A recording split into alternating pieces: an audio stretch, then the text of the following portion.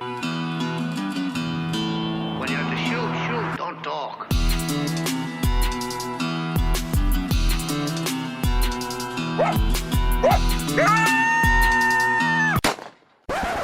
All right, everyone, thanks for joining us for episode 25 of the Trap House Podcast. My name's Justin Jett, and it's been a minute since we've released a new episode. That's due to all the craziness going around about the coronavirus, so apologize for that. Hopefully we're going to get back to normal here and at least get some routine stuff out here every other week or so. We're working on that, but today's guest is actually... Well, it came about in a strange way, really.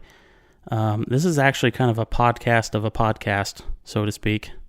Rich Mellon from Trapping Inc. TV series / Scuttlebutt podcast reached out to Charlie and wanted to do a little interview with him for their show. And Charlie said, "Hey, we got a show too. Can we double up here and we can use the footage too and the audio?" And sure enough, that's what we did. So I kind of sat in as he answered some questions and asked some questions. And of course, we picked his brain a little bit and talked about how he does things up there in Canada and far north trapping, way different than what we do down here, as you'll see.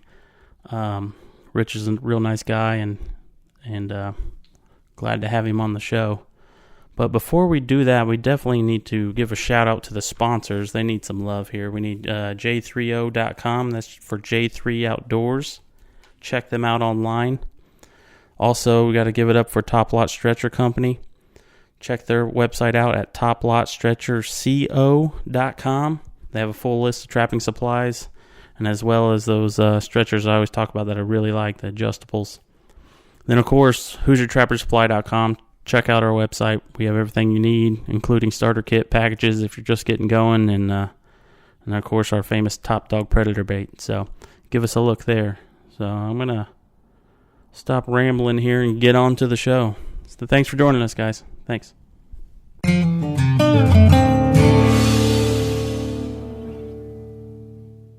Now we're going to get started, get going. This has been a battle. Welcome to the podcast. I'm Rich Mellon, and I have two very special guests that this has been a battle to get them on here. Charlie Mashek and Justin Jett from Hoosier Outdoors. Did I get that right? Yeah, Hoosier Trapper Supply and Hoosier Trapper Outdoors. So, and then the Trap House Podcast. So, yeah, we had a bunch of names. Awesome, yeah. Awesome. We'll get to all of that. That's close. And then you're right; it has been a battle, and technology, man. Finally, we're here. So. Well, it's so funny because it has become more and more crucial to be able to do stuff over the internet, and when we rely on it, it hasn't been as reliable as what we've dreamt about. You know, before, when it was just a giggle to do it, well, it wasn't that hard. It worked most of the time, I guess, and we didn't really worry about it. But now, where it's so crucial, it has definitely had some shortcomings. And this is the third or fourth different software that I've attempted. So we got it. That's all that matters. Yeah. Yeah. So tell me a little bit about you guys. Charlie, obviously you've been at this longer than Justin. Yep, I'm a little older. I got to think a second. I think I've been at this for 47 years trapping, as far as trapping. And that's when I started, still in school, obviously, and started Hoosier Trapper Supply, actually my senior year in high school. So that was in 1976 is when I graduated. So, yeah, been at it a long time, longer than probably most of your listeners have been born. So, I graduated in 77. We're pretty close, Charlie. Okay, we're very close. We're very close then. So, yeah. Okay. I don't know what your demographic is on listeners, but I think generally they're probably younger than we are. So. I do get a lot of shocked reactions when people they come meet you or they come out on the trap line and you know you put in that long day and everything and they turn around and afterwards they discover what your actual age is, and it's like they don't believe it, right? Yeah. It's nothing that concerns me whatsoever. I like to see more young people doing it. I mean, that's very, very important. Yeah, exactly. So you were referring to that they were surprised to see you being that active and able to stick with it that long. Is that where you were coming from? yeah. Okay. I got a quick story for you. So, 3 years ago, I'm waiting on a gentleman in our shop, and he really wasn't a trapper. He was a deer hunter, but he had some beavers he needed to catch. 1 second. Cut. I had to open a window, which is something new for this country. I'm sorry. I have to lock my dogs up when I do this, because otherwise they hear me talking and somebody else talking, and then they start barking. So sorry. Go ahead, you with your story. So, anyways, I'm waiting on this guy, and he, like I said, he wasn't a trapper, but he did some deer hunting, but he had some problem beavers on the place that he deer hunted, and they wanted him caught. And I'm explaining to him, how to do it, and that you probably need to get some hip boots or whatever and get in the water. And he turns to me, he goes, "I'm 56 years old. I can't be doing that." So, anyways, You're as old as you act. yeah, exactly. So it's like, I'm thinking, I never think about my age. I truly never think about my age. We were up, we were doing a show with a fella, and we were doing Wolverine. We were up very near the Northwest Territories border. We'd put on, I don't know, it would have been about 300 kilometers that day. So I don't know, 180 miles on snowmobiles. And the one guy, mind you, he was in really poor condition, and that doesn't help you at all. But he was talking about how old he felt and all that kind of stuff. And I saw, "You kids," right? I was teasing him because I was pretty sure that I was much older than him. And he says, "Well, what, are you older than me?" And I says, "I'm pretty sure I am." And he looked at me and he says, "How old are you?" And I says, "Well, how old are you?" He says, "Well, I'm 38. I said, "Well, I'm 60.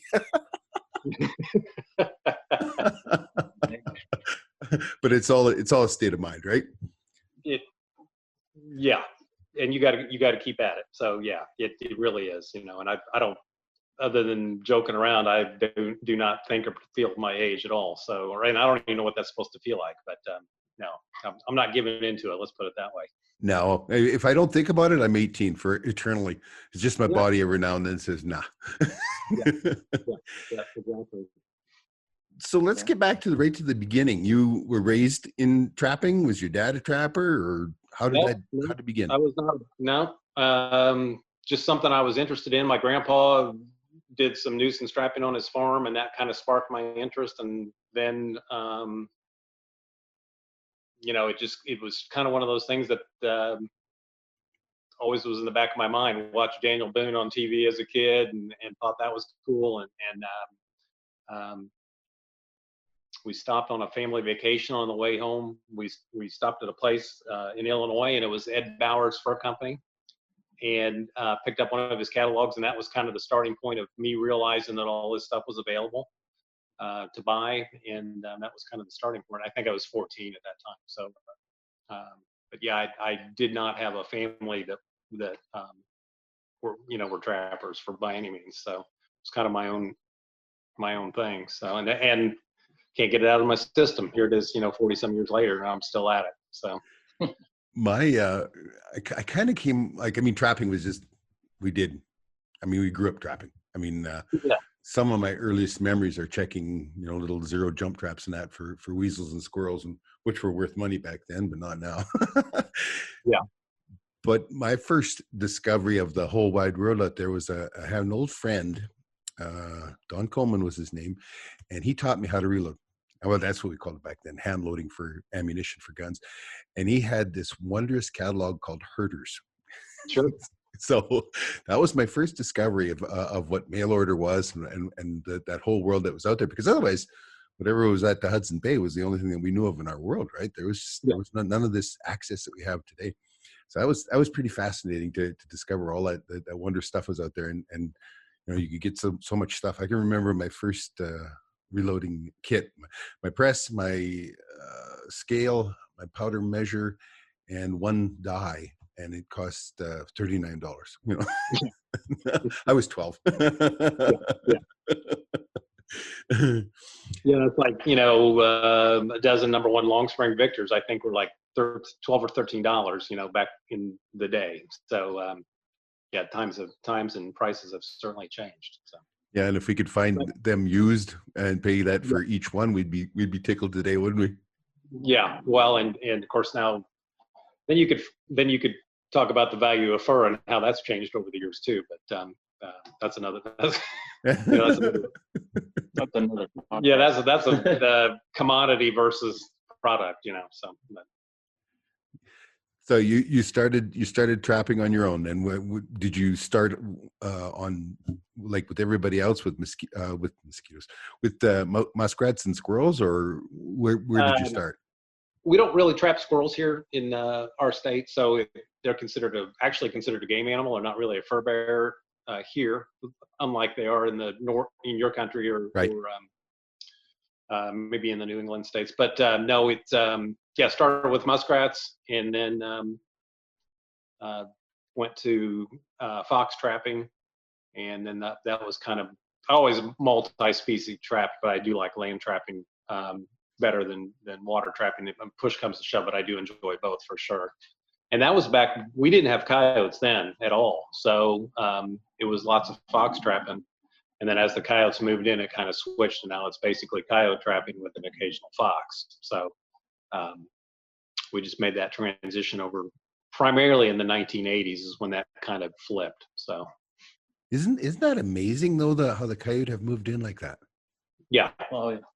Yeah. And once they were here, it just, they were here, and they're, they'll be here forever. And but yeah, it definitely just completely flipped in what we had to trap. And in a lot of respects, it wasn't really a fair trade, although I really enjoy coyote trapping. I mean, but to lose the foxes over the coyotes, it was kind of like, so our coyotes are a poor quality. They're not hugely desirable as compared to the Western type, with the good pale bellies. And I don't know what kind, you guys got good coyotes where you're at? Yeah. Okay. I'm kind of north. Mine are a little bit bigger and a little heavier. Okay. Where my boy lives my one son lives in Red Deer, which is pretty much the center of Alberta, between Edmonton and Calgary. And yeah, he gets the pales there. From there south are the pales. Our coyotes are much smaller than yours, and they all look normal. I was giving Conrad a hard time. I says, half the ones you guys catch look like somebody's German Shepherd. Yeah. And I said, so is that interbreeding, or is that just genetics? And he says a lot of it's just genetics. Is that true? I think, yeah, I think that's biologically they got to take the skulls out and do all kinds of measurements to see what genetic background is, in those coyotes, from what I understand. If there was some interbreeding with wild dogs or whatever, then sometimes you catch some that make you wonder, but in fact, Conrad, he had one that he put on Facebook last fall, and it's like, I don't know. Yeah, that was he posted it up on our Facebook page, and oh my gosh, the people took him to task and all that. Like, I mean, it really looked like a German Shepherd. He told me those sell really well for taxidermy. They can, yeah. I mean, well, no, let me coyotes that are really, really black or really, really odd in color will do very well. The ones that have a domestic dog look to it, maybe not so much. So, well, that was my feeling. Like, you get a melanistic. Is that it? Melanistic? Melanistic. Yeah, melanistic. The gene that brings out the black in them. There was a bobcat caught in Nova Scotia last winter, I believe, and it was just as black it's like a black panther. It was kind of cool, except for short-tailed black panther. I did see that picture floating around online. Yeah. That is remarkable. And we also get a color face called a canary in the martins, and they can be almost snow white. They can be like as yellow as a Tweety bird. Mm-hmm. One guy in Manitoba caught one, and it was just a little female. So it's in a 120, and the 120 covers half the body. And it's hanging there, and took a picture of it hanging there. And I mean, it is absolutely just Tweety bird yellow, and except over the top of the head, it turns white, and it looks like a stuffed toy hanging there, like for the world, like a stuffed toy. And oh my God, that took that about 20 hours to go around the world. And all of a sudden I was getting hate messages from the UK. Yeah, it doesn't take long in some cases, for sure. Yeah. So I started blocking and banning them like I always do. And it turned out that, for every message I was getting, there every dozen messages, they're all from the same person. Oh, I went and tracked my way back through followed the digital trail and all that, and they all had this one Facebook page that they all belonged to, and it was the same person over and over and over again. But when you're getting from a dozen different names, that you think that, oh my goodness, you stirred up the hornet's nest, but we hadn't. really? Interesting. Interesting. It was, and the guy just caught a very unique, canary. I mean, and it's worth nothing if you ship it off to the fur market. I mean, it just goes into the dye vat, right? Mm-hmm. Yeah.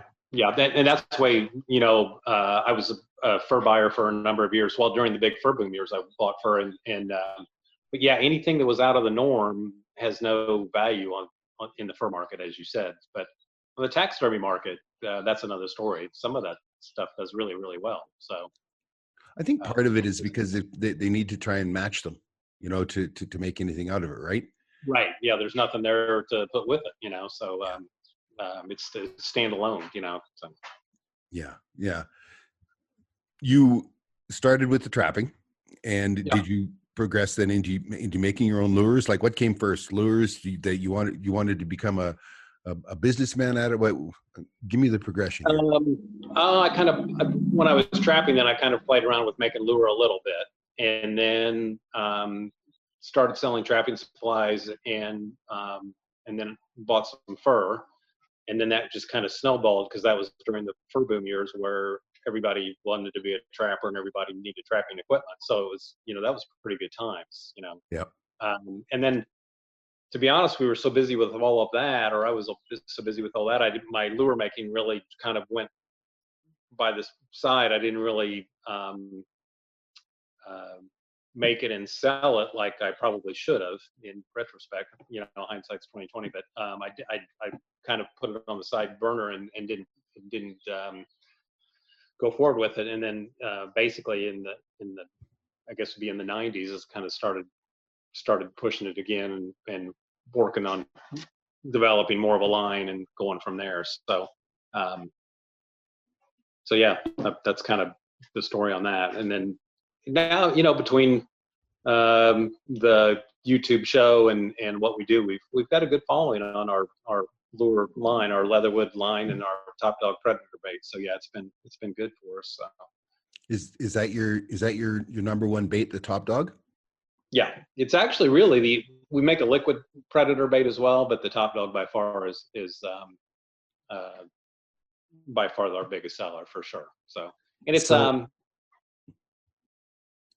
it's based on bobcat meat, but that's about the only similarity between that and Nelson bait formula, which is out there, and a lot of people have worked off of that formula and enhanced that formula or whatever. But my only similarity to the Nelson formula is the bobcat meat base. So, but it's amazing how many animals eat cat. Even cat eats cat. Like with our lynx, they're very cannibalistic. Yeah. And right now we're in a big upswing. There's lots and lots of rabbits, and so she might have 8-9 kittens. Really? Oh yeah. Yep. Yeah. Sometimes you go out and then go down your trail, and of course we trap in snow all the time, and sometimes it looks like a herd of lynx went down the trail in front of you, and she'll have 7, 8, 9 kittens, whatever. If you catch one of them, the others often will eat her. Okay. That's just I did just watch one of your episodes about that, where you were hanging multiple snares around the bait as well to try to keep them catching multiples and keep them from eating each other as well. Yeah. You did catch. It seldom works. In theory, I mean, most of the time when I don't know anything about bobcat because we don't have bobcat, but most of the time with lynx, you have a pen and you've got your bait, your lure or whatever in there. Sometimes you got meat hanging in there, and sometimes the cat just walks right in through the snare. You have a single snare, boom, you got the cat. Other times you'll circle, so you always have these snares around the outside for the circlers, right? And so you would think that when there's one there that they're eating on them, they would occasionally circle. They don't. They all follow that cat back right in there. Like, it's frustrating. I've had some where I've just had to give up on the pen because you'd catch one and the others would eat it, and then you catch another one and then they'd eat it. It was on and on. It was so frustrating. But I always tell everybody that if you have a cat and if you feel like you got chest pain and you feel like a heart attack's coming on or whatever, that you throw the cat out the door before you take the 2 aspirin and call 911. Because you're tomorrow's fancy feast, man.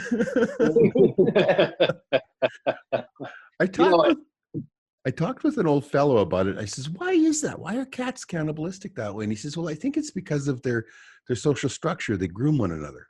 Mom grooms them. They groom one another. They groom mom, that kind of stuff. And that's how it starts. And, when they're dead and then they're grooming them and then it's like, maybe that tastes good. I don't know. It's like, I'm not sure. I don't know whether he was right or not, but they're the only ones that do it. That you just don't have it happen with anything else. We don't have that problem here, and I wonder if that relates to your harshness of your winters and all the snow on the ground and just the lynx taking advantage of an opportunity and harsh, that's interesting. But we generally, we just really don't have problems with cannibalistic animals or animals getting eaten in traps. It's just, that's not, I mean, like if a rabbit gets caught in something comes by, that's one thing. But as far as a targeted animal, generally, one we really only have trouble with are muskrats and mink coming along, but as far as bobcats or coyotes or that kind of thing, on rare occasion, we'll hear about a coyote getting caught in a snare. And if the winter is, harsh by our standards, occasionally there will be one that will get eaten by other coyotes, but that is very rare. So I don't know, just thinking about that in relation to what you're just talking about, I wonder if it's just the harshness of your environment up there. It could be, but there's a couple other, even more confusing sides to it. One, the lynx can't eat frozen meat. So it has to eat them when they're still warm and thawed. Because this happens all the time. I'll catch a lynx and be handling it, turn it over, and it'll have blood on the fur. And I'll think, oh dear. So what's happened is that it has been eating one that's been caught, and then it has to lay on top of it to thaw it enough to eat it some more. And so then it ends up getting blood in its fur because their tooth structure isn't such that they can tear open frozen meat. Really, the only thing that eats frozen meat, I mean, wolves will, but like Wolverines do. Wolverines will eat frozen meat very well. And the only other thing that ever gets ate is if I catch coyotes out on my big line, my line out in the big bush, wolves eat them. That's the only coy wolf we got around here is that pile of turds with hair sticking out of it, because they do not know. They do not like one another. Wolves are so extremely territorial. I mean, and it's the easiest thing to use against them when you're trying to trap them. But we also had one, and I'm not sure what was going on here. I don't think, like sometimes when you have a spare wolf in a pack, you'll have one too many females or whatever, she gets kicked out, and so then she goes off to find another pack, and it's just nature's way of keeping those genetics spreading around, right? And we caught this one, and she was just a beautiful wolf. Like, she was just a black and blue and a gorgeous wolf. It would have been worth a lot of money, but she had mange, and that's one of the big problems that you have with any pack animal, is if one has it, they all have it, because because of that pack, right? And so it was terrible. Like, a mover and the snow would be covered in hair as you'd pull it, and it would pull off her. And so I took and hauled it away from the bait site, like miles away. The wolf pack followed me, and that night, and it was cold. It was like we were talking about. It was cold. It was probably, I don't know, 30, 32 below zero, something like that. And they ate her. So I don't know whether she was a family member or if she was one of these outliers that they had adopted in. I'm not sure. It's kind of one of those, and I don't know why it's an important question to me, but I'd like to know whether she was actually a family member of that pack, or if she'd been an outlier that had been adopted in. But why did they follow her and eat her? Yeah, interesting. And I guess in thinking too, Rich, I guess we have so few foxes now that it's kind of a moot subject. But if when we had that transition with the coyotes moving in and flipping the dynamic of the population, basically the coyotes ate a lot of foxes for sure in traps. So we definitely had that, and that was certainly territorial, and and that still happens, but I wouldn't say it's common because we don't have enough foxes for it to be commonly happening. So that's one of it's just that's interesting. So You used to have a lot of foxes. What was an average season's catch for fox? I mean, it depends. When I was in high school, I would riding around on a bicycle or whatever. I'd catch 20 or so in a season. But guys that would take it more seriously in the hundreds, or had the time developed and the ground. During those years, that was those fur boom years. Probably the biggest difficulty here, and probably there too. Well, maybe not. Here is just getting enough ground to trap because everybody was trapping, and going out and getting permission from farmers and lining up ground. Well, everybody had a family member that trapped if they didn't trap, and or friends or whatever. So it was difficult to line up lots of ground to trap. So for those that had a lot of it tied up, then they could do quite well in numbers, So, but yeah, there were guys that caught. Well, a few guys that caught maybe 300, 400, 500 foxes, and then, or maybe in some instances more, but generally pretty respectable catch if somebody was talking about 50 to 100, So, but when about the only place you can still do that in the U.S. is on the East Coast in Maryland and in that area, they still got a lot of foxes. So, but we still have a lot of fox on the prairies. My son, I don't know, he averages probably 30 fox a year, and he'll do double that in coyotes, and he's in that Red Deer area. Is there anything on the face of the earth that has more fleas on it than a fox? I don't know. Our coyotes got lice. How about you guys got lice in your coyotes? I don't know about lice, but they do get the shoulder louse, like the dog mite. It comes from the domestic dog, and they lose that nice patch up on the ruff. Yeah, right. We get that, and I mean, it's just a matter of you just got to keep trapping them and trapping them. That's the two things they get, that and mange. Yeah, Makes for. It's too bad because I mean, even so, I mean, I sent a couple to. They were the only things that sold at this last fur auction at Fur Harvesters, and that was such a shame with the virus happening and all the. I sold two that were damaged, like they had the ruff missing out of them, but I mean, I skinned them and sent them anyway. I got $70 each for them, That's pretty good. That's pretty good.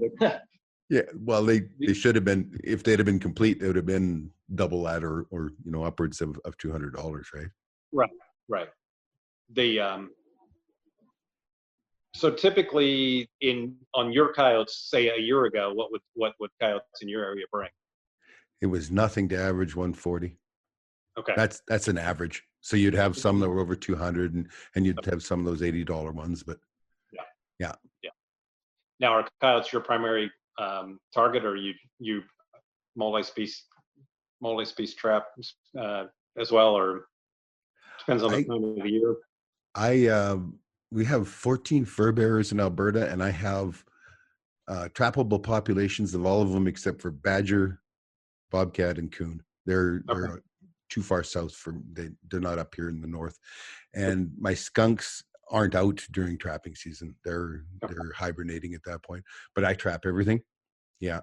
The hardest to trap is the wolves because I don't have a great line I don't have a lot of ungulates. I don't have a lot of moose, deer, and elk. Okay. And wolves take a lot of food. We had a study done, and 4,000 wolves, it takes 20,000 ungulates, so a population of 20,000 ungulates to produce enough food for 4,000 wolves and to keep that ungulate population self-sustaining. So that's a lot. Yeah. We have about, they say right around between 84 and 8,600 wolves in Alberta. So we've got lots. Yeah. So that's 45,000 roughly deer, moose, whatever. You just to feed them. That doesn't include me having one to eat, or Right. Lord knows how many get hit by vehicles and stuff like that. I mean, then and the bears. Black bears are just huge. This time of the year, I'll give it another month or so, and the calf moose will be being born, and black bear are just terrible on that. Like they, I don't know how many in my lifetime. I'll bet you a dozen black bear I've shot.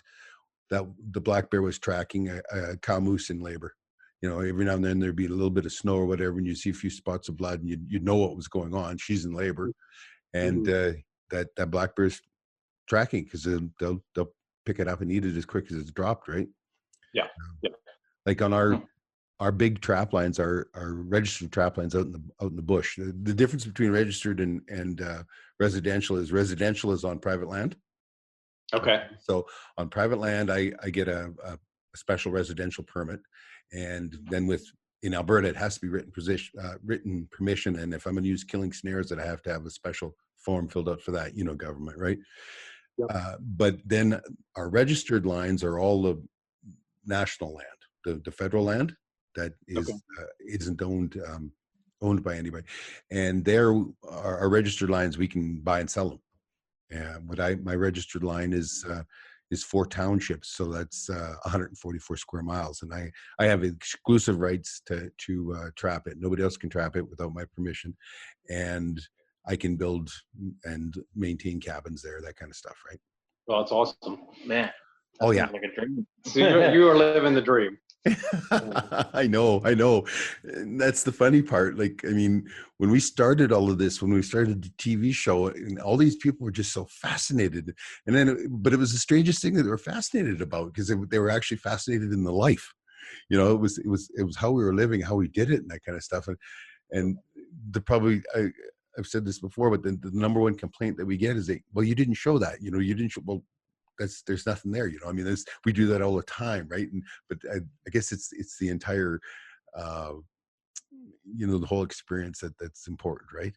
And yeah actually it's been a blessing doing the TV show, because it has made me that much more grateful for what I have. I never knew. I mean, when you're raised up doing this stuff, I was 18 before I ate beef. Like, I mean, you lived on moose meat, and I would, as I told one of my guys, guests on podcasts, when first time I went to the big city, I was 18, and I was not popular with the ladies. Like, I mean, the stories I had to tell when everybody sat down were not as cool as the stories they had, because it was nothing if you're out in the springtime and it was bear season, you shot a bear and you had fresh bear steak that night and stuff like that. Those are not stories that'll get you picked up, let me tell you.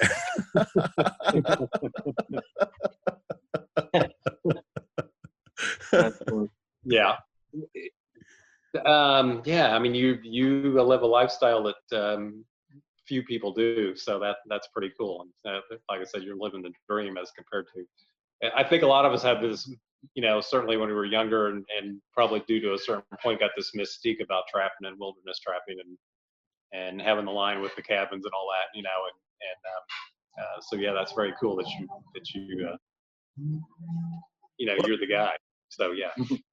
And I mean, living in off-grid, we have generator and we burn our own wood and all that kind of stuff, but living off-grid is just that much more work on top of trapping, and trapping is a lot of work to begin with. And, you have all those hundreds of kilometers of trails and all those traps. Like when marten season's going on, I've anywhere from 140 to 160 marten sets out. And then you've got otter and beaver and lynx and wolf and coyote and mink and all that on top of it. But I mean, it is so funny because I check every 4 days. We have no check laws when it comes to killing stuff. Any of our killing snares, and our snares have to be killing by law. Isn't that funny? And you guys not allowed to have a killing snare. Yeah, relaxing locks and all that. Yeah. Yeah. We want it done. Done and over. I mean, there's a certain point to that for sure, but yeah. Yeah, well, I don't have to worry about the neighbor's dogs or anything like that, right? Right. Exactly. Makes sense. When we do foot holding, in the residential areas, like on a residence license, like my home quarter here, I have to check it every 24 hours. Okay. Yeah. That's the law there. Out in the big bush, I have to check every 48 hours. Well, that becomes hard to do when you have, on average, I have over 300 kilometers of trail that I follow, and I go out there every 4 days, and I spend 3 days checking the line. Well, that's 3 big days, and especially then you throw TV on top of that, you end up, it's very, very full days. So I couldn't physically get back to those snares again, even while I was, or those traps again in 48 hours. So I don't do a lot of foot holding. When there are a couple different times in the winter, like out for wolves, we'll go out and we'll be out there for a couple of weeks in a straight shot, and I will set up then footholds for lynx and footholds for wolves. Okay. So typically when you go out there, do you go a week at a time, 2 weeks at a time? How do you, 3 days. do you 3 days at a time? 3 days. Yeah. And then you come, so and then you live, are you living on the line then? Or you live in a different location, or? We have a home. Our line is 3 hours away from our home. Okay. And we, like, I don't know how many days a year we'd live out there.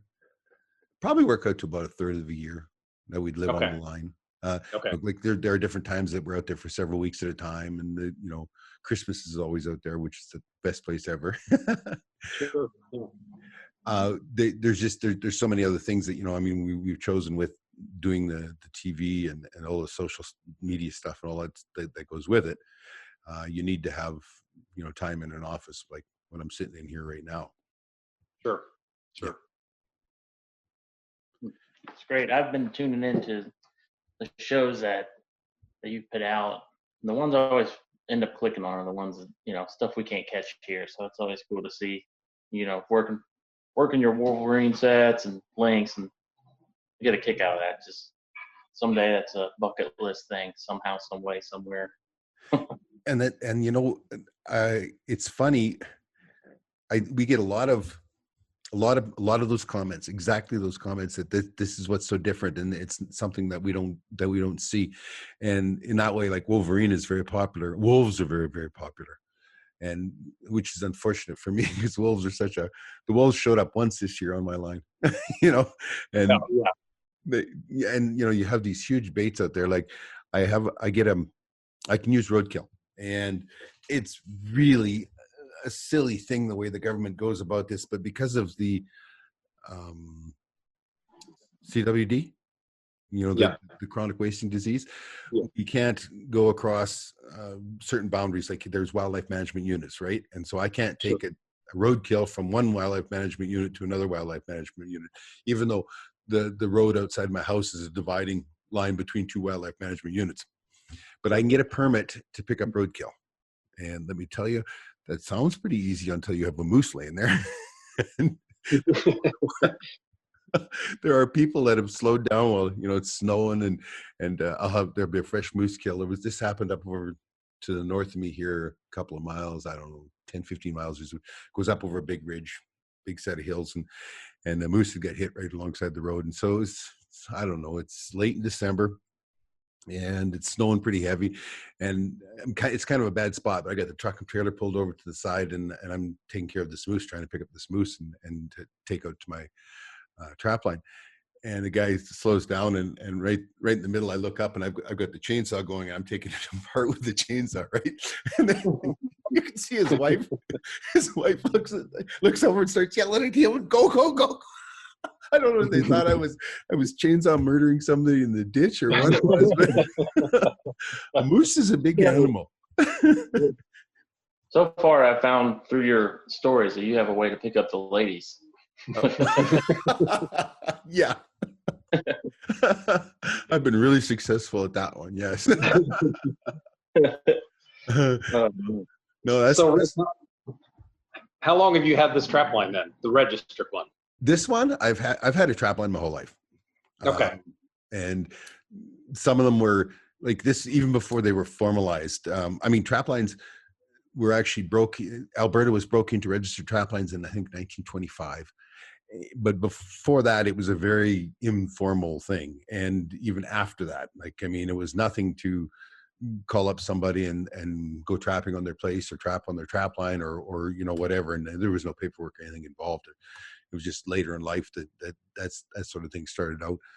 So I've had trap lines my entire life. This current line I bought 6 years ago. Okay. So are they expensive to buy, or is it?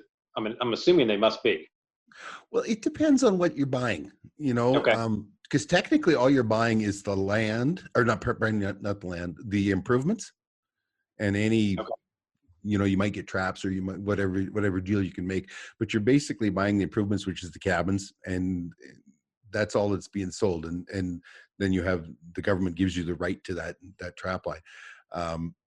I paid $60,000 for mine, Okay. and it came with 3 cabins. I really didn't get nothing else. It was some old people, and he had been a farmer, and so most everything was built out of old reused stuff, and we've replaced windows and all that. I've done a little bit to the cabin as far as renovating it and just opening it up and putting in new stove and stuff that I didn't worry about dying in the middle of the night over. And Right. that farmer stuff, right? Yeah.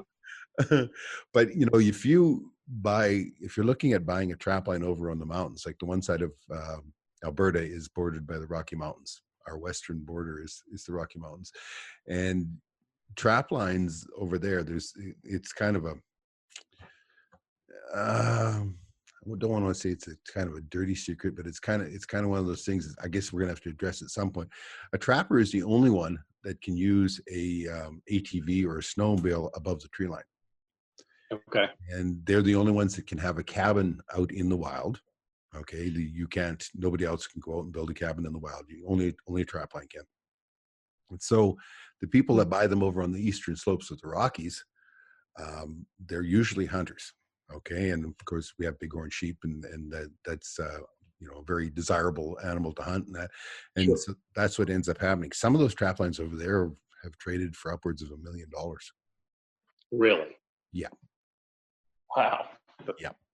And obviously that's not a trapper income level right there. No. My son is a junior on a trap line at Rocky Mountain House, and he actually has Baseline Mountain is on his trap line, and it's not a very big trap line. I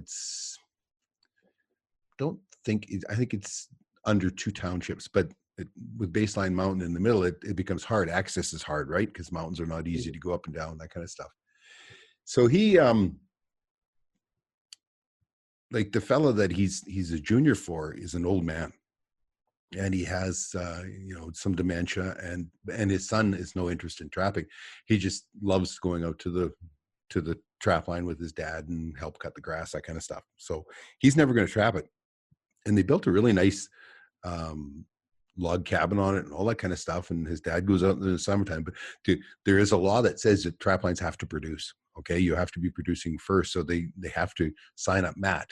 And Matt goes out there and he does traps the trap line for them, takes the fur, does the fur reports and all that, so that it's being utilized and they can justify still owning it.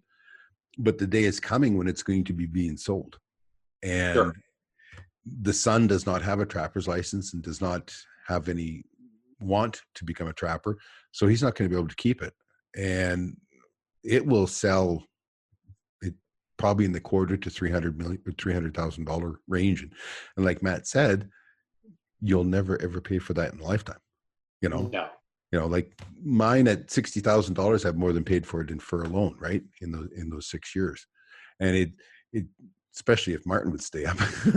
Yeah. There is nothing that is better than a marten. They're like skinning a squirrel. They're probably less work than a squirrel because they're a little bigger and there's no fat or anything on them. They're just so easy. If you didn't have to flip them, if a guy could get wire stretchers for them so you didn't have to flip them once, they would be the perfect animal. And they were in 13, I think I hit $200 and some was my best, but my average would have been like 160, 170 for Martin. Yeah. 2013. That was a crazy fur sale. I actually I'm referring to NAFA, North American Fur Auction sale. I was actually listening to that sale. Yep. I mean, they must have been, when that place was done, they probably didn't even have to sweep the floor, because I mean, they sold the house out. You know, everything sold. It was an amazing sale to listen to. I know all the people involved, and it's kind of funny. And NAFA was really, really high on themselves at that moment. Well, because they were just shy of $1 billion in sales that year. Yeah. $1 billion. Think about that, right? Yeah. And they were making an offer to another auction house. And like, you better come with us, because if you're not, you're either on the bus or under it, kind of thing, right? They were pretty arrogant. Yeah, very arrogant, right? Very un-Canadian like. Anyway, because I'm talking to the other guy, like, and I've had this conversation with him, and he said to me, he says, "There's no way that this stays. There's no way that these artificially inflated prices can stay up here." And part of what was driving it was all the ranch mink, and what the ranch mink were going for, and the fact that it was all that stuff was being smuggled into China and Asia and Russia, and nobody was paying any customs and all that. So it was all grotesquely inflated, right? Yeah. So anyway, he was right. It was all there was a big house of cards there, but and it ended up collapsing. It's too bad what happened with this virus here, because I think we were going to have a great year. What was your thoughts on that? I think we were approaching a decent year. Yeah. I was had been a NAFA receiving agent for several years, a number of years. I was in 2013 that season, and of course NAFA, that the story on that. But I thought so too. I thought even for our Eastern U.S. or Midwestern, however you look at it, we were approaching a season where we were going to see things being pretty decent, and actually probably being possibly higher than a year ago. So I was optimistic in the fall, and then of course here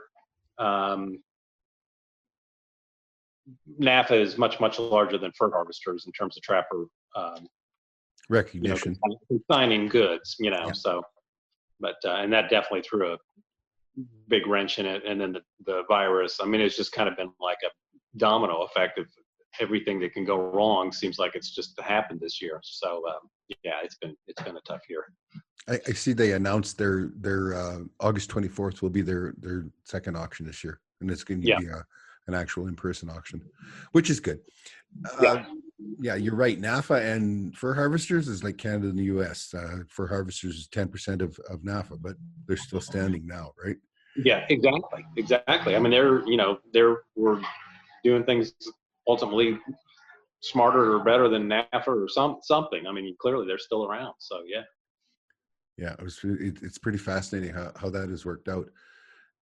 Do you think, like, I was watching, everybody panicked when NAFA went down, and they, everybody's, it's the end of the world, where are we going to sell and all? And I says, well, a vacuum doesn't stay empty long. And, everything moved in, like GFW came to Canada. We'd never, people didn't even know who they were. And all of a sudden they were here buying, and they were paying good money. So it said to me that it was going to be a really good auction.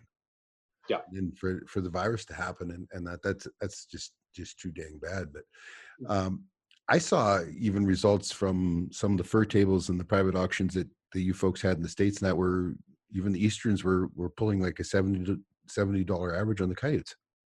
Yeah. Yeah, that's good money.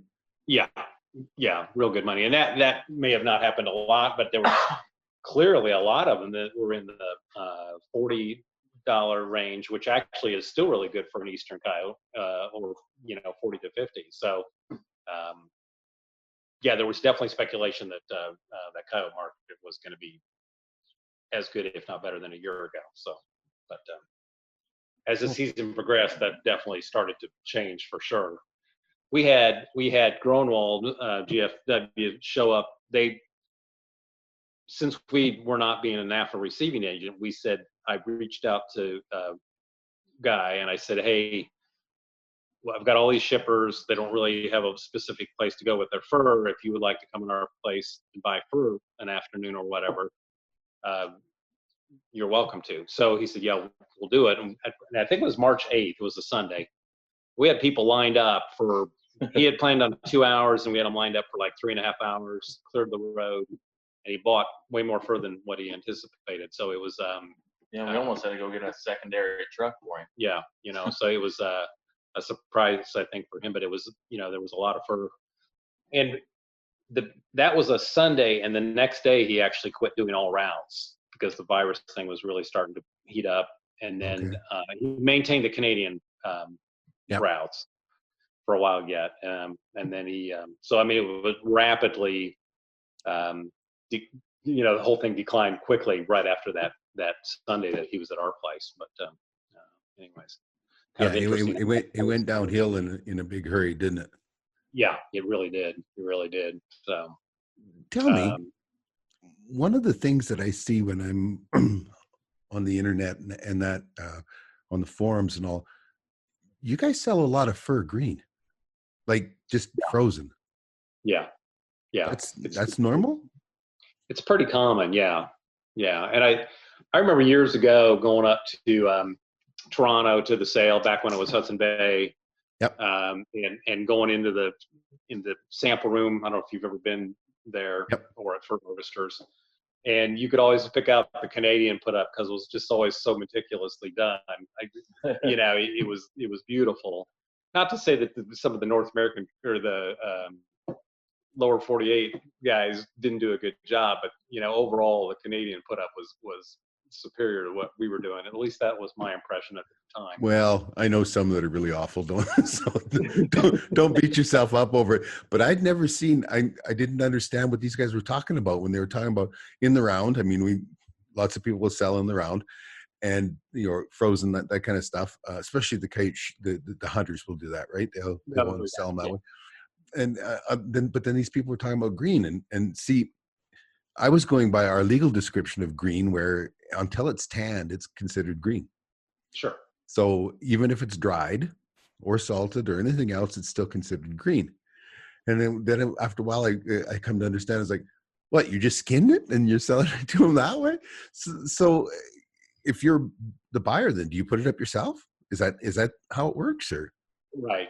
The buyer would, or all fur processing centers essentially is how that worked. So in the buyers, it kind of changed over the years. We used to have a buyer basically in every town, small town, it seemed like, and there were certainly 2 or 3 per county. And then of course, as the thing fell apart in the late 80s, 87, 88, then that all kind of changed. But yeah, the fur buyer would be the fur processing center essentially, and so a lot of fur was sold green. And it was interesting when Gronwald was at our place, guys who had this meticulous, beautiful board stretch put up on their fur, their coon, and I mean, just awesome jobs. And he kind of, burst their bubble because he said, you guys are just wasting your time.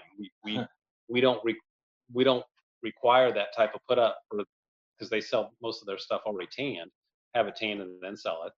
He said, we don't really, we just don't need that type of put up for where we're at in the industry. And because don't get me wrong, you did a beautiful job. However, you just didn't need to do all that. It's just crazy because to them, like the guy behind him was selling it green, basically raw. Yeah. Same price for the guy that would have a beautiful put up and spend all the time in the world on it. Same price if it was the same coon, and it's just like, man.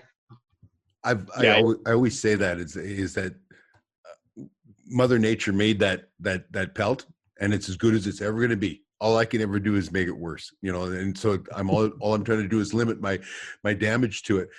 I know people who have their secret recipe for how they wash their coyotes and everything. I don't wash a coyote.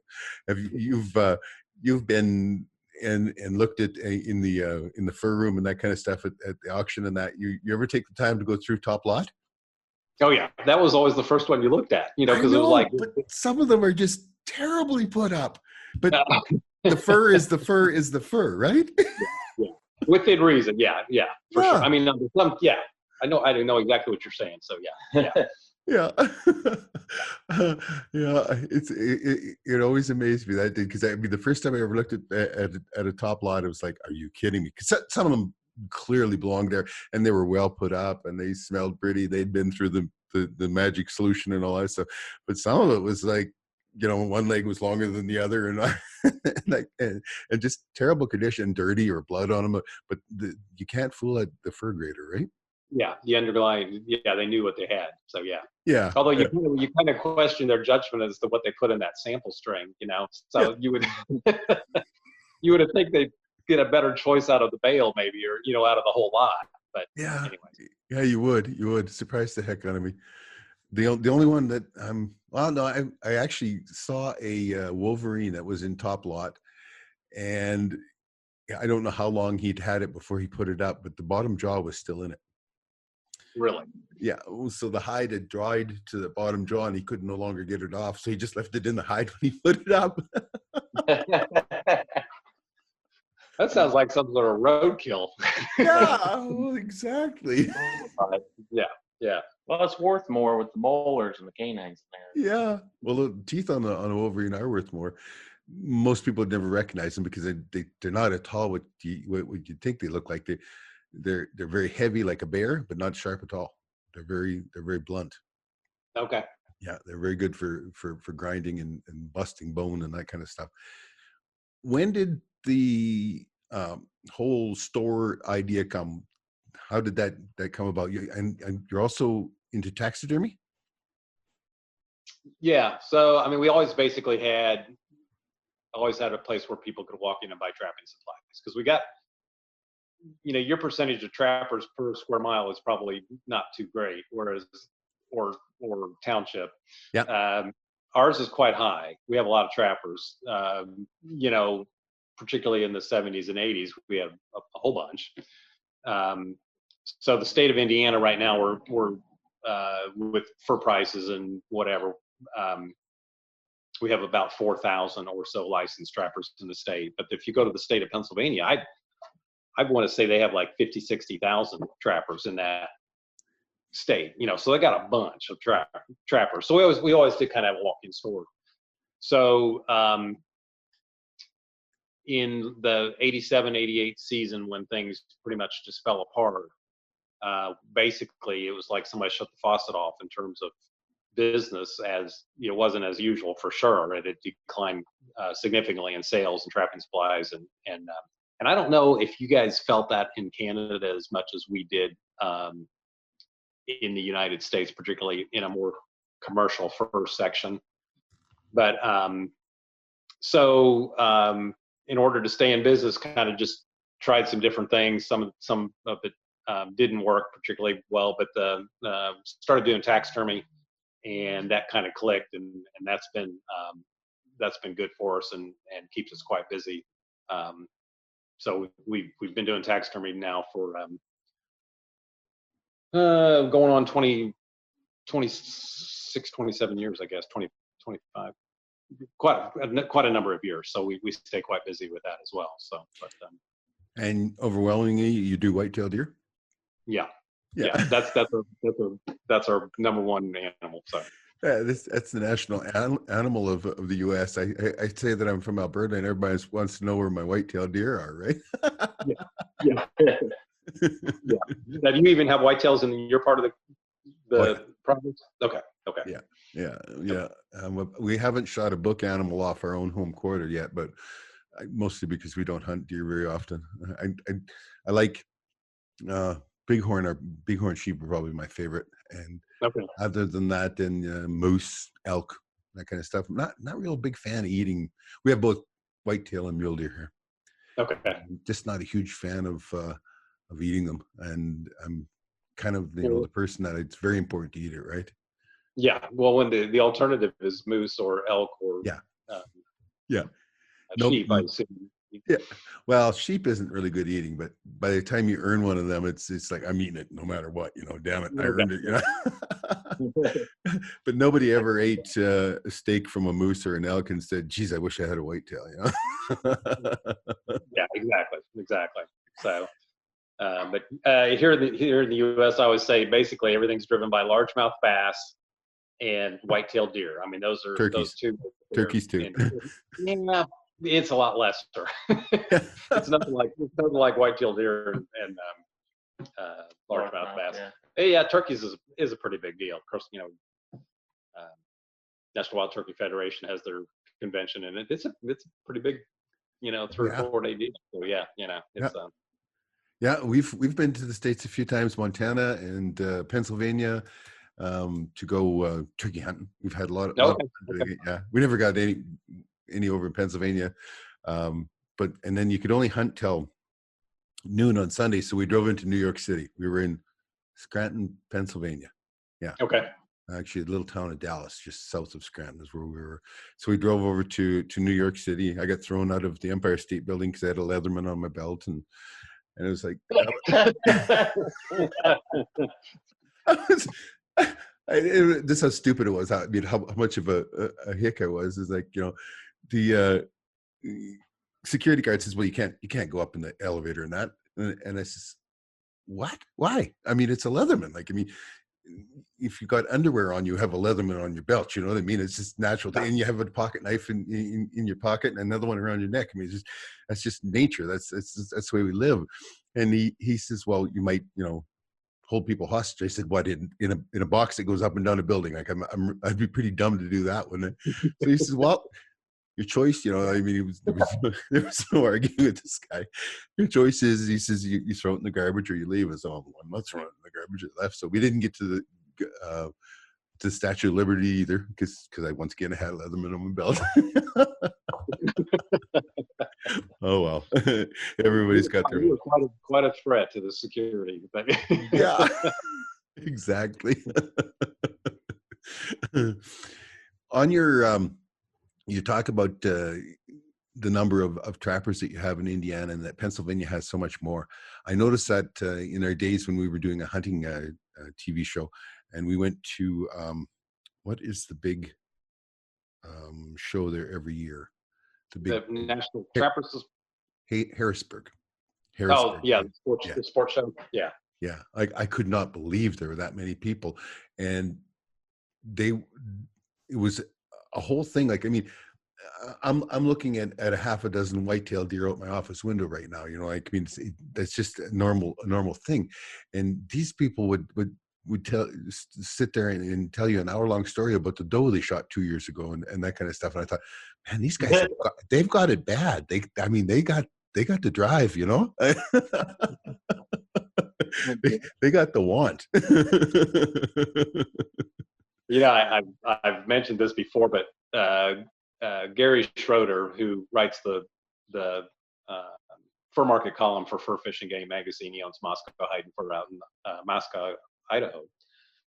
He, back in the summer of 1976, he comes out of Indiana, and I met with him because he was the one that kind of originally got me started buying fur, not just some kid. Anyways, he told me at that time, this is years ago, he said he loved this business, but he didn't like the conversation because it's always the same stories from, whoever you run into, in the case of the taxidermy, it's or hunters or whatever, it's the big old doe that, and at the time I didn't quite really appreciate it. And now in retrospect, I, realized a long time ago what he was talking about. So, and you got to realize, obviously, it was exciting for the guy that's telling you the story, but but I could rubber stamp the story.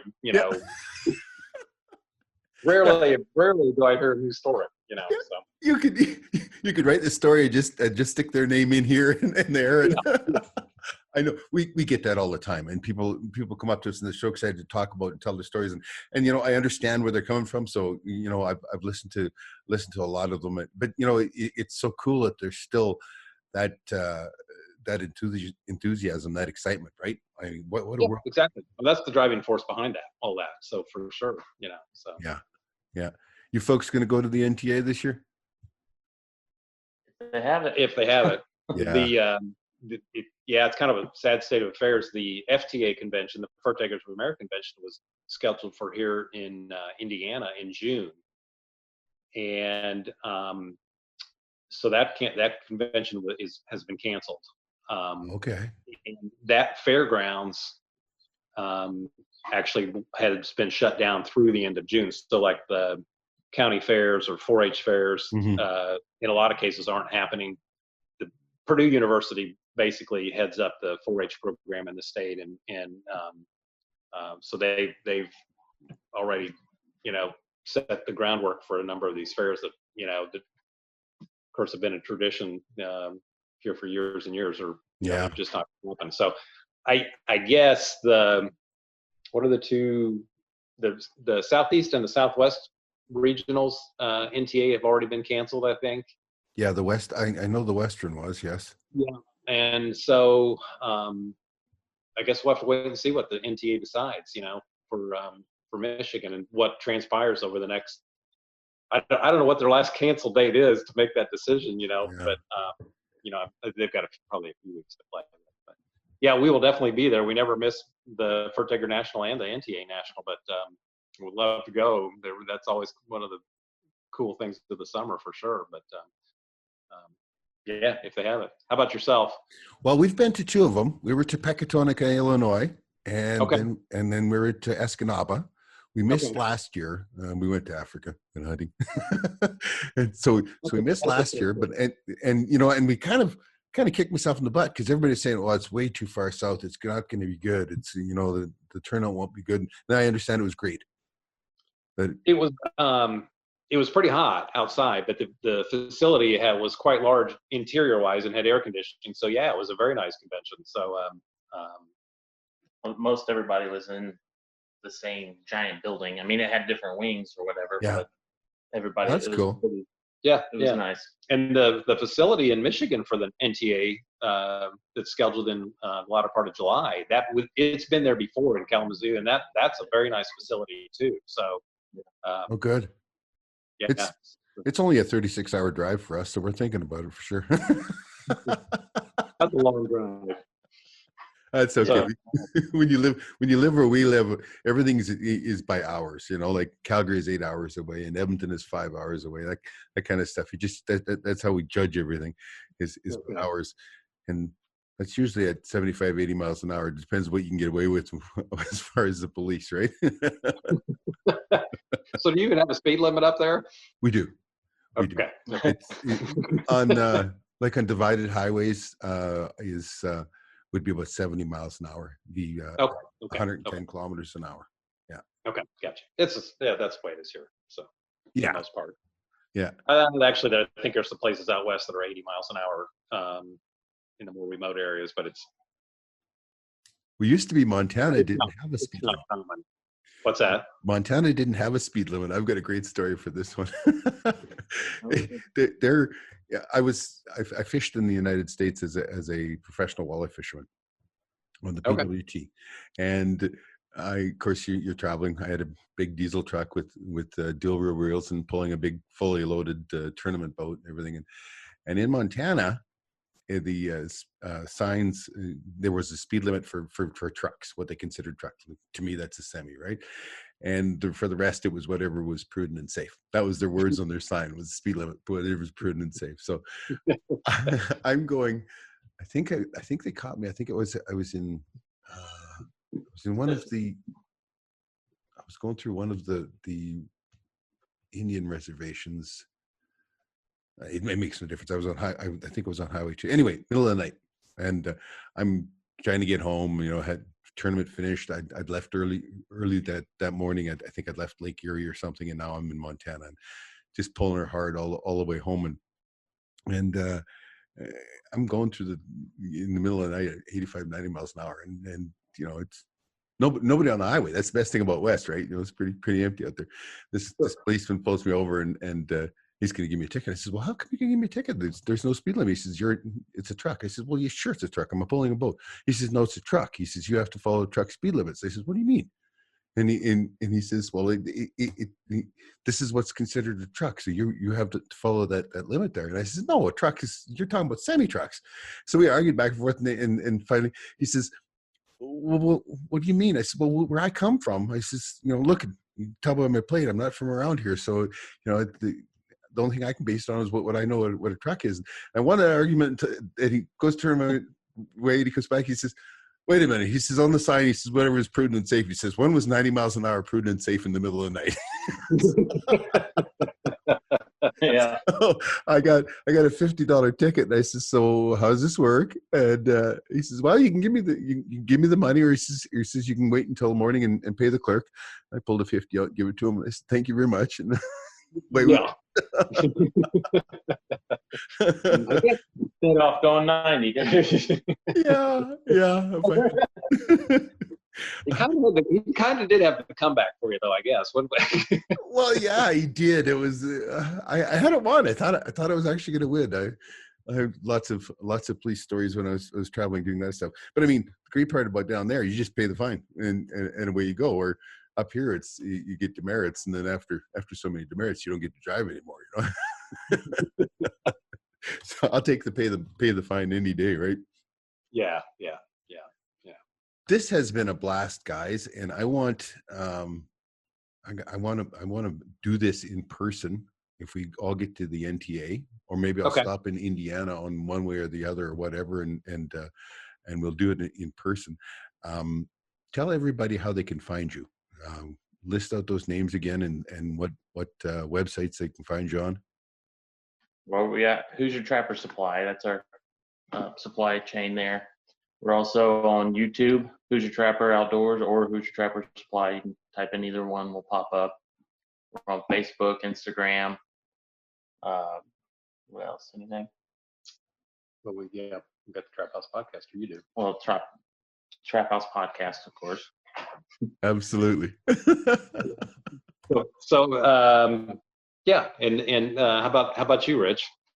You can find us at trappinginc.com. We have a couple different Facebook pages. We have YouTube. Our YouTube, we're doing really well on it. We're over several million views now on it, and we're on Amazon Prime. Which I really like because that actually pays pretty good. That does, just to get keep putting up all the new stuff. Right?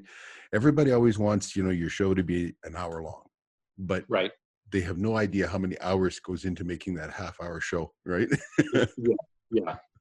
We're trying really hard to get away from the broadcast TV business plan. We're trying to get away from that and trying to get more into just being supported on the digital world, right? And to that end, we've launched a subscription-based service on locals.com, and we can put our stuff up. It circumvents my broadcast contracts. Otherwise, depending on how archaic a broadcast contract is, you may not be able to put anything out on YouTube or whatever for up to a year after it airs. And as I've learned, negotiating this stuff and that, I've learned that I want them to have the first right of airing, and that's good enough. And but now that we've moved into a airing on the Pursuit Channel in the United States, well, then that pushes that back again, once again, right? So by going to a subscription service, I get around all of those problems because it's not right out there on the World Wide Web, and everybody can see it, and for free. They're paying. And the other beauty of it is that I own it. So tomorrow Instagram or YouTube or whatever could decide what we do isn't right. Have you tried to upload a YouTube recently? Yeah. How soon is recent? How soon? How recent? In the last week. No. Okay, now you have to self-rate it. You have to decide whether you're showing violence, whether you're showing anything that they would consider to be wrong for up there, and things like what we do, skinning animals and that, they consider violent. Oh, okay. I noticed that when we put up the skinning, How to skin a coyote. skinning tutorial video, it will say, that they won't monetize it. That's not appropriate for, that's kind of as far as we've got. So, but then I don't think we've done anything recently. I end up in other situations where now you have to declare whether it's for kids or whether kids are in it. Well, my grandkids come trapping with me. And so how do I put that on now? Because I mean, this is I mean, it's one thing for somebody in California to decide what their life is and what's proper in their life. And that this is our life here, and this Sure. is just normal. My Yeah. grandkids have been helping me skin since they've been sitting in their strollers out in the fur shed. You know, that's just Yeah, part of life. exactly. But Yeah. they're making those decisions now that, you know, so by going to a subscription service, we end up not worrying about that. We own it all. It can't be taken away from us, and we don't have to worry about trolls, because Sure. nobody's ever going to pay a nickel to go protest you. That's the Yeah. one thing they all are, is they're eternally cheap. So Yeah, exactly. And that, you know, that's a very, that's definitely a point to that. While I got you on here, we were talking to Jeff Haggerty in Michigan. I don't know if you know Jeff or not. I did one of my first podcasts with him. Okay, Yep. cool. So Jeff was talking about going to Alaska and trapping, and I was just kind of thinking out loud, and I had mentioned to him that my perception is that trapping is more culturally accepted there than here. But if someone from here goes to Alaska, they are more apt to accept it on that geography than they are possibly here in our lower 48 context. And I don't know if you have thought about that, or if you get that perception. Certainly in your area, it would be more acceptable than here, I think. But I don't know, it's kind of interesting to think about. I think part of what you're talking about is just the fact that, for one thing, when you come north, you expect that, right? Yeah. Like the first time you come up here and we're not living in igloos, it's like, what the heck, right? So you expect it to be very different. It's like if you go to Africa or go to another country, and that's really what you're doing when you're going from Indiana to Alaska. You're going to a different country. Sure. And so those people have different expectations. I think if everybody, even your neighbors and everybody else, if they all behaved like they were a visitor in a strange country, we'd all get along really well. Yeah. You know. Yeah. It's the problem that everybody has with that have upset me, you've offended me, that you know that I don't agree with what you're doing. I've said this a million times, but we ship on average 40,000 coyotes out of Alberta every year. Mm-hmm. Do you know what the world would look like the day that trappers weren't doing that for free? Oh my, yeah, I know. Yeah. Yeah. Do you know what that would cost? What that would cost to pay government trappers? What the depredation of payouts that would happen? That kind of stuff. Like, I mean, you have no idea. I mean, we never. I don't know of a situation where, once we moved into the regulation of trapping, that where we have endangered the resource. We're just dealing in a surplus, and we're making use of a surplus, right? Yeah. We're never going to run out of coyotes. We're never going to run out of muskrats. We're, those kind of things. When we did things like that, is when we poisoned, wolves, we poisoned bears, we put that kind of stuff. We had to use those grotesque bulk techniques in order to affect the change. We couldn't do it by hunting or trapping, right? Mm-hmm. And people just don't understand that. People assume that every one of those people are, that they're a threat to the environment, and we're not. We're the last. The trappers are the last bastion between civilization and the wild. You take a look. Imagine your big cities are no different than ours. I got a buddy who all he does is trap coons in houses in Toronto. That's all he does. Yeah. Every now and then he gets to trap a squirrel.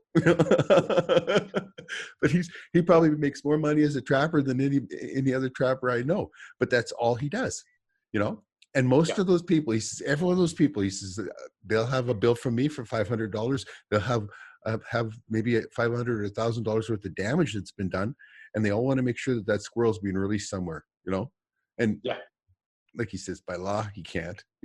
He can't take and move a problem and make it somebody else's problem. So they've brought up really strange laws where they put in, exclusion techniques. So they end up finding where the coon or the squirrel or whatever is going into the attic.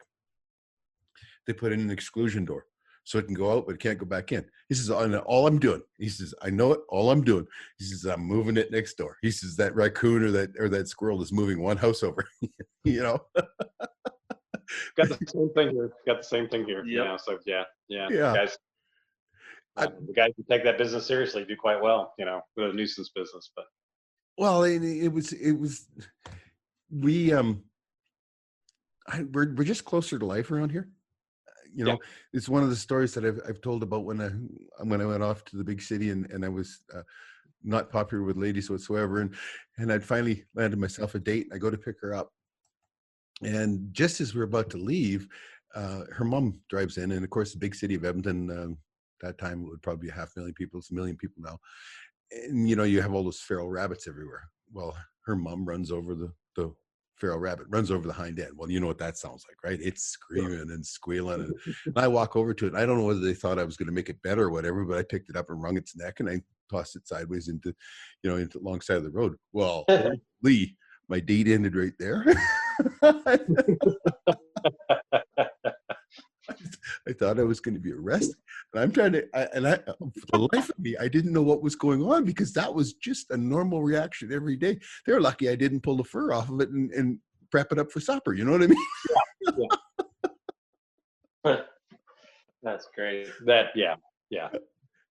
So yeah, I think a lot of people, if you could go to Alaska, go in a situation like that on a trapline tourism or whatever, you would have a heck of a good time. Yeah. You would. Yeah. You certainly would. Sure. Well, gentlemen, I have had a great time talking with you. It took us a long time to get this organized, but I'm sure glad we did it. Yeah. And- Same here. And like you said, let's do it in person if our paths cross or allow that. So yeah, that'd be awesome. Hopefully, man, because I'm just about done editing for season 6 here, and I'm getting a little bit itchy. I was we ended up in a flood here. I couldn't get out the last 8-9 days. We couldn't get out of the place because our road was flooded and culvert out and everything. But it's time to go shoot some spring beaver and have a little bit of fun. But it's been a pleasure. Same. Appreciate it. Thank you for Thank joining me. Yeah. Thanks. Take care.